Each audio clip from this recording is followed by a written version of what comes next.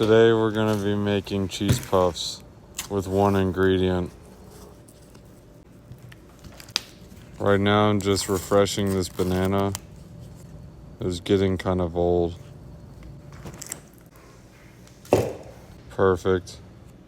It's important to use this type of cheese because it expires tomorrow. First, crumble the cheese into puff formations. I like to use my hands because my feet are down there. To take this dish to the next level, I add a cup of NO thing, a scoop of AIR, and for that extra zing, a heaping teaspoon of nothing. Next, place the cheese formations on a food rack with the metal side up. Get it, Betty. Perfect. Taste test.